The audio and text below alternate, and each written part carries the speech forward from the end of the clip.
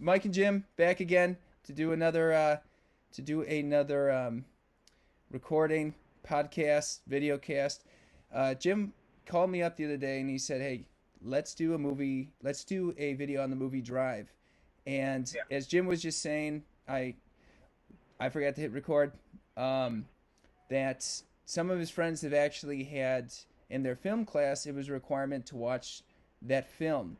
So there is And a there's a whole YouTube video about its use of camera angles and symbolism through use of camera and audio and stuff like that. As far as like plot progression plot progression. and So like yeah. So basically, let's go into it. So why is this film um why does it carry so much weight? Why does it have sort of like a I don't know, this sort of respect in the film industry? Some people think it's underrated, some people think it's overrated, but there's definitely talk of this film. So go into it. So there's many different reasons. There's the cast for one. That the characters are all very fleshed out, and there's a huge humanity to all the characters. Um, even ones that are even the villain, the villain. I forget what his name is in the movie, but I think his name's Albert Brooks, the guy that was the voice of Nemo's dad in Finding Nemo. Oh, Um, snaps. uh, and you saw the movie. Yeah, it's been a Um, minute. You said I should watch it at one point before this. I haven't gotten a moment to do that, but I mean, if you reference the scenes, I'll know what you're talking about. so what there's so many different things. It's subtlety. The main point of the movie that I noticed that's blatantly obvious is the use of subtle, what's the word? Sort of just cinematography and like slow motion soundtrack audio is a big part of it. There's a huge '80s aesthetic and atmosphere to it. It takes a lot of its draw as far as atmosphere goes to '80s movies. It's kind of it's a modern homage to '80s movies, That's what I was thinking. to an It's a '80s, yeah. yeah. The music. Um, the music, Kavinsky, he's a notorious all his music is very '80s synthesizer but feels modern though at the same time sort of music. What is that artist's Um, name? Kavinsky, Kavinsky. Okay, cool. and also Ryan Gosling. I don't think anyone else could have really played the main part, because Ryan Gosling, he's such a versatile actor. He's funny as hell. Like if you've seen The Nice Guys with him and Russell Crowe, like he's super funny. But like in this movie, it's he probably has like 3 pages of dialogue in the whole movie. Right. Like and that's the main thing that I noticed in the movie is subtlety. Makes it makes the plot progress with symbolism, subtlety, and cues. Like there's and humanity of the different characters. And there's so many different. Let's go into it. So Ryan Gosling, he can act without talking, which is interesting. Which almost sounds daft, right? Like, oh, is he just this guy Right. who's a good-looking face who just looks into the camera? Because you can, I mean, there's examples of that, which is just garbage acting, just someone trying to look good-looking. But with him, he has actual. He's able to communicate so much acting just through body language, just through subtle Well, and well, yeah, well, and also you can tell it wasn't just his idea. right. It's I think it could have fallen short if it was like a certain actor's idea. Be like, hey, let me try it this way, or let me try it that way. It might not have worked. It's blatantly obvious that it was the director's vision that Ryan Gosling in the movie was told how he was going to act and certain ways. I feel like there's no fat and there wasn't a lot of improvisation in the movie. Interesting. Well, you said that Ryan Gosling, and it's interesting that he was in La La Land. You said that it seems like he was influenced by a lot of old school actors. You mentioned vaudeville. Is that the term? Yeah, What is that? like What does that mean? it means like, well, what am I trying to say? Well, that's what I noticed in the Nice Guys. Very, there's a lot in the Nice Guys. It's a lot of slapstick, like almost slapstick kind of body kind of reactions, overacting, but in a kind of nostalgic way. Like in the Nice Guys, there's a part where he sees a dead body, right? Yep. And and it's like being so acclimated to old styles of acting as far as comedy is concerned. Jimmy grew Like up with a lot of like, I mean, what, 50s would you say, 60s? older Oh, Abbott and Costello, is that is like yeah? Laurel and Hardy, Three Stooges, that kind of thing. So what Um, time period was that? 30s, 40s. Wow, that goes back. Okay, but anyway, Wait, being growing up with that, you were able to see the parallel. yeah, yeah. There's a certain ways that that old style comedy was like done where I just see little hints of it in his acting, So and also like but when he was doing like a comedy thing like the Nice Guys, in this it's a definite not just it being like an homage to the 80s, but right, like also his own way of acting is like very just James Dean, that's it. silent, strong type, doesn't say much, doesn't need to Rebel without a kind of cause. So again, it's that throwback sort of vibe. Yeah, and maybe there. I yeah, mean, what were you gonna say? like Marlon Brando, like an old school Marlon Brando, maybe too. You know. Yeah, I was just gonna say that. Yeah, um, but it's the use. It's just the way it's done, the way the plot goes. Where say so there's a moment in the movie where so like his next door neighbor is a woman that he grows close to very quickly, and he like but it's all done very subtly without a lot of words. Like he helps her, I don't know, I forget, like helps takes her home after she like has to get her car fixed at the place he works at, and she lives right next door to him, and there's a moment in the elevator where like her little kid is like looking up at him, and they're like looking at each other like really intently, and it's just they do it so well where it's like where you can tell immediately they're having like a staring contest, like like, as they're in the elevator, and like the kid's like wiping his eyes. It's stuff like that where if the kid wiping his eyes shows you that it's a staring contest he's having with the kid, and it's a very just subtle thing, and that's how a lot of the movie is. It's all done with looks and actions to tell you what's going on. That's cool, and that's So very novel, at least for you, seen okay in film. yeah, Is this one of um, the few films that actually does that, or is this just a this is the one that sticks out the most in gotcha? my mind. That does it the best. Um, and an actor, I think Oscar Isaac is his name. He was in Ex Machina. He and Star Wars and a bunch of other stuff. He is the husband of the girl, and Ryan Gosling. He's not. You would expect when you're watching, you're expecting love triangle, and that's another thing. It doesn't do any stupid movie tropes that where if it's something, if you expect the plot to go a certain way that a bunch of other movies would, it's not going to go that way. Right. It's a very real human kind of plot. Like so, the guy he's like beat up in an alley or something like that.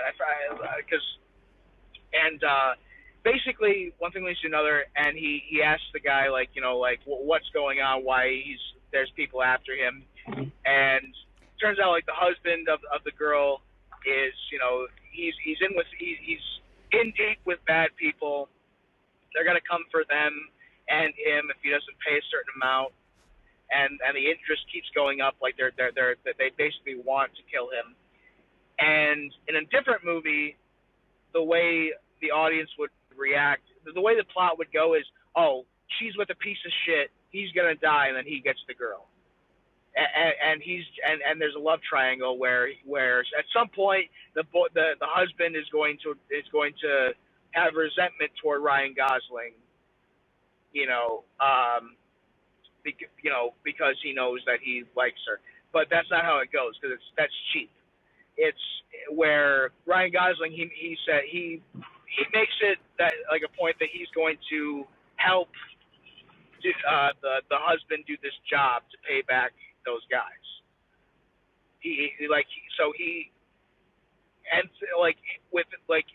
With subtlety, you already know Ryan Gosling, like, he definitely cares about the girl, but it's not necessarily in a sexual way. Like, it could be, but like, even if he is attracted to her in a sexual way, and that's his bond, that's secondary to him. He just wants.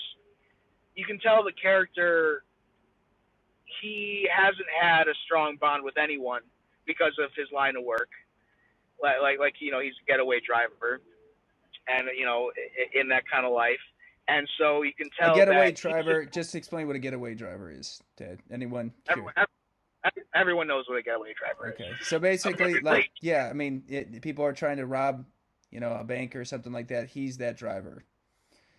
And and on the side though, he's also in movies, right? Like that's what his job is, like a stuntman, sort of. Kind of, yeah.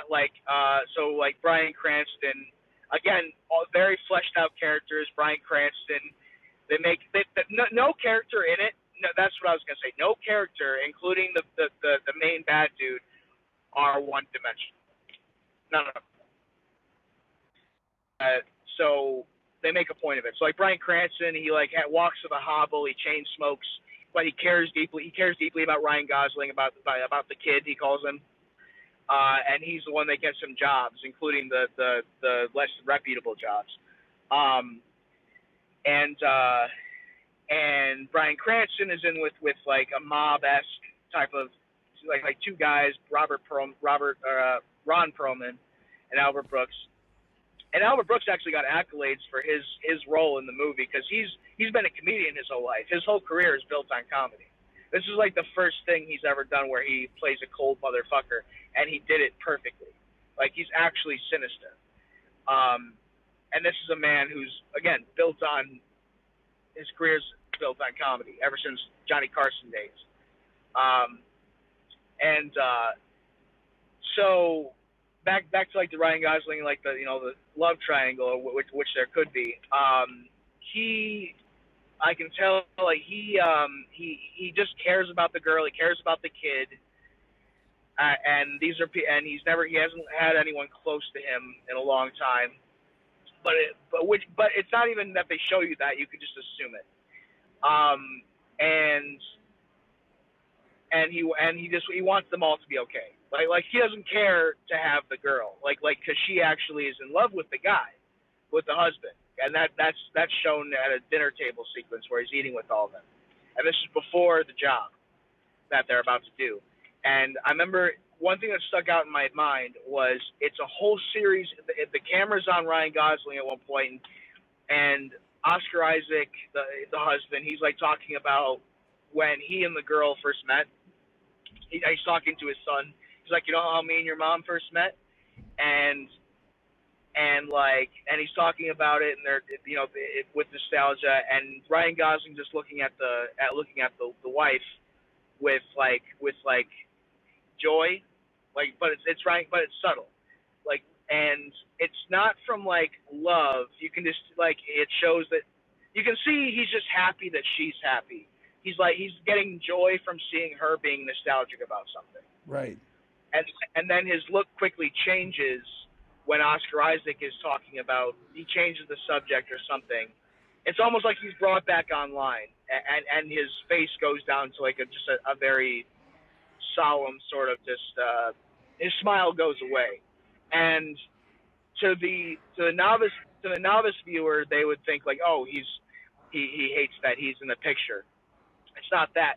The guy, again, with the characters that aren't just one dimensional. The husband's actually a really good guy. He cares deeply about the wife, cares deeply about his son. Ryan Gosling. His smile goes away because the guy represents the shit that they're in. Like.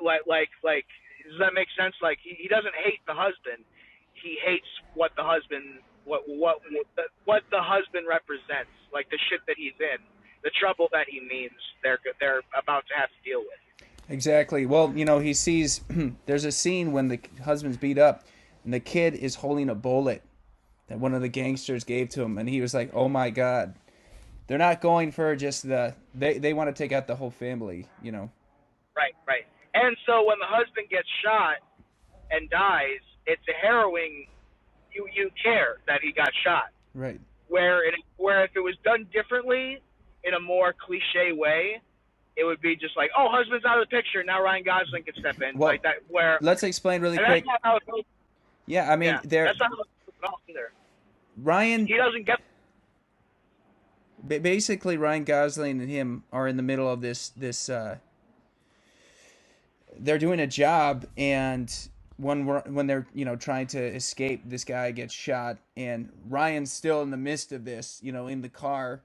And then you want to kind of follow up on this. So now he's freaking out because this man, husband to this woman, is dead, and the mission, there isn't a follow up. He needs to figure out, how do I put an end to, how do I save this family? Well, and then that's followed up by a very important part of the movie. The first time you're seeing the savagery that he's capable of. Right. Where he's killing the guys that are coming after him. Where before, I don't think he's killed a man, or at least they don't talk about that. You know what I mean? You didn't see him kill one yet, but the way he goes about killing his first men in the movie, you can tell this isn't the first time. Yeah, and there he's you go. very acclimated. That's the subtlety. That's again the subtlety in the acting, and which brings me to another amazing point.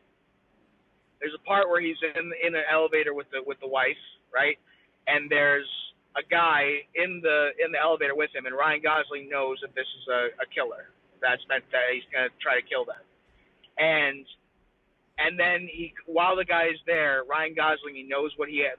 It's just, again, all subtlety. The silences speak 1,000 words in this movie. It's a slow motion sequence. He goes in for a deep kiss of the wife, and before he literally beats this guy's head into meat chunks, because the driver, he kisses her in that way, and they make a big show of it, because him kissing, he does it because he knows this is the last time, after she sees what he's about to do, that she's ever going to trust him, or like she's about to view him as she's about to be frightened of him from here on in. Even though it's for her, he knows what he's about to do is about to scare the shit out of her, and she's not going to trust him again. So he takes his last little exploit. He exploits the last little trust that he takes it for himself, but because he knows he's about to lose her like looking at him as a human being. So, and then he beats the guy's head into, like, with his foot and the thing is, the gore as well isn't gratuitous. It's meant, all the gore is meant to invoke something. And then it happens. He looks up at her, and there's blood all over, and he looks crazed. And also that they also do a good paradox of, like, his really quiet nature with the killing scenes and the fight scenes, to show how completely unhinged he actually is inside. And then he looks up at her, and she's horrified after he kills. But he knew this was going to happen. It's not even. I don't even think it's about what to look for. I think just someone who isn't even like a cinephile and into movies as much as I am could see it. No, 100%, 100%. Like you said, it's almost. it's kind of a selfless act. You can say it's selfish because he wants to help, but it's not. It's more so he wants to help these people because he cares about them because he felt a connection. But he knows what he's going to do is going. He's going to lose them in the process, but he's going to save them. I'm sure, like the character, like he wanted there to be love on the table, Yes, but absolutely. he knows it's a far fetch, Hmm. and also he's immediate, and also the kiss is him accepting that she's about to run from him in terror, even though he's killing someone that was going to try to kill them. Um, So let and just and also just the use of, like with Albert Brooks's character in particular, they give, like, he has such good dialogue, like that, like when he's first meeting him at the racetrack. who's? Can you Uh, explain this character really quick? he's like a crime boss, Okay. a ruthless crime boss that Bryan Cranston is in the employ of. And at one point, like, he's meeting Bryan Cranston, Ryan Gosling and like Bryan Cranston is, yeah, he's introducing them, and then like Albert Brooks like holds out his hand for a handshake, and then Ryan Gosling, like, it's a quick, like, there's a pause, and he goes, "My hands are kind of dirty," and then Albert, and then like just it's so beautiful, the dialogue. It goes, "So are mine," like meaning like, He's a he's but a he even looks at his hand in a coy way. Like, it's just it was everything's done so perfectly. He looks at it, he's like, "Oh yeah," he's like, "Oh, so are mine." Like it's really well done. for anyone And who missed that, it just means he's a criminal. He's done some really nasty things. So right. Um and also, like, there's a part where, he again, no such thing as a one-dimensional character in this movie.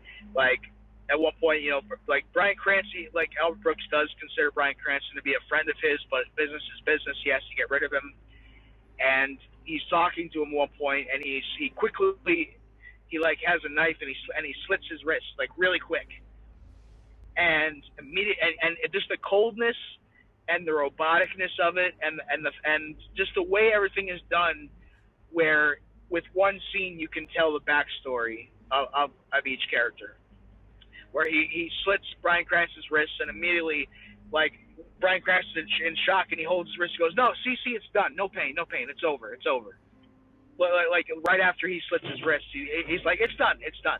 He's like, "It's all over. No more pain." Like, as he kills him, like, it's like he's done this 1,000 times, and he's like, "See, no, it's just quick and it's done. See, like that's right, like imagine being so acclimated to killing that right after you do it's the like giving act. someone a shot, like a doctor giving a child a shot. Like, up, it's over. It's over.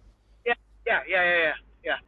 And in the character's own callous way, that is him showing kinship to his friend, because he does consider him to be a friend, and he doesn't want to do this, but he has. But it's business. He has to. That comes first.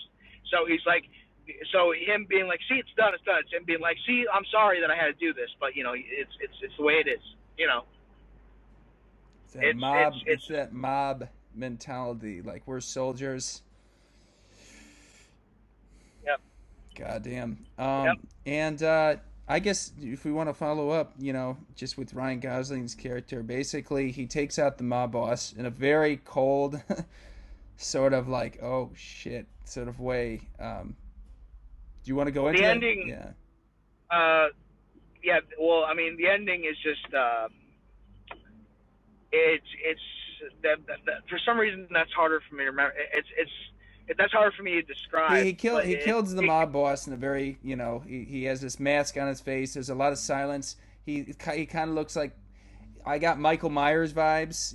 It's like, well, and also really quick, the imagery of the beach, like I can tell, like, I'm a big fucking whore for imagery in a movie, like to subtle imagery, just placing one thing, one light source to cast that kind of feeling of agitation and anxiety in the audience. so So, like, he's chasing down the mob boss, and there's no one around, but it's Ryan Gosling and this kind of old, kind of weak man, I would say. Ron Ron Perlman. Yeah, and Ryan's got what? He's got a knife or something. I forget. I forgot Some sort of weapon in his hand, and this guy's trying to run to the water, right, to escape. Right? yeah, I mean, and you. something like that. But it takes place on a beach, Yeah. and it's at night.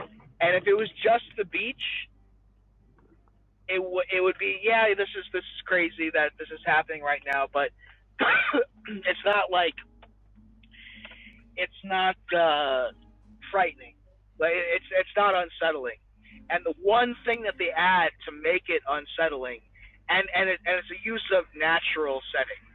That nothing unnatural. It's a lighthouse light, just circling back on them, but like casually. So it's darkness and then just a quick like the lighthouse light on the two characters on the beach, which is so subtle. It's a perfect. That little sub change makes a perfect use of like just an unsettling atmosphere. Right. It's like you're getting bits and pieces of a murder. Yeah. Well, and I won't also just it's just the way it looks too. Just a light just circling over and over and over again onto this like sort of this scene of murder and climax. And Ryan Gosling, he basically at the end, he's heading to Mexico, the border, I think, right, to escape, the police because they're basically. I forget. Yeah, I think so. Because he doesn't go after the girl. That's over. No, he leaves a message for them. At the end, he says, right, you guys had such a huge influence on me, and he basically, it's just a message of gratitude and saying thank you. I think he leaves them money or something like that. I don't remember, but he basically communicates that they're going to be okay. And then I think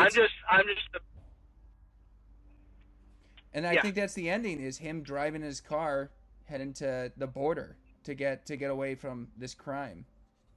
Yeah. And I'm just at the last thing I'll say, because I'm about to get some ass, but it sounded like you just sounded like you said, I'm about to get some ass. I wish. He's going to Matt's. That's what he said. Yeah. Your car. It's getting fuzzy. Maybe ass is on the table. Who knows? But what was I gonna say? But I'm just a big sucker for movies that could go a certain cliche way and don't, and stick to realistic characters, realistic situations, subtlety, and have some '80s flavor too. That's like blatant. Well, you're all about that, like stoic. You like the stoic heroes. You always thought that was cool, and you grew up with a lot of those. I mean, growing up, that's what I emulated, tried to anyway. The strong silent type that doesn't say much, And that comes from what, the 50s? Is that? Yeah, it's just. I mean, yeah, it's just. I think that's just one of those. It's one of those heroic, sort of iconic personalities that it's just embedded in our culture. Gotcha. Do you think that you are that way? I'm hardly stoic, but not at all. Yeah. I think you're cool though. You know what I mean? You're your own hero. I think you like that. I think you're too comedic though. Yeah. As soon as someone would fart, you wouldn't be able to stop laughing. That's true. That's true. I'm a Dean type, I think. That's what I am. Ooh, Dean from Supernatural. Yeah. My morals are skewed, but they'll never be too skewed to not be a good person. More righteousness than ratchetness. 60-40. I know what the right thing to do is, but I'm gonna try to get something out of it for myself too. Along the way. Oh, I think there's a Led Zeppelin song about that. Probably. Forget. I'm sure it had to do with Vikings and fucking yeah, hobbits. Lord of the Rings, something like that. cool. Save the day with a pocket full of gold. Well, anyway, we that marks the end of this chapter. So thank you, That Jim, mock for your great idea. I will indeed. edit this vid, and yeah, I'll give you a call. We'll talk about this. So, cool beans, guys. All right. Thank you all, and You. until next time, peace, which is probably tomorrow, right? Yeah. Okay, cool. All right, All right. guys, peace. Have a good one.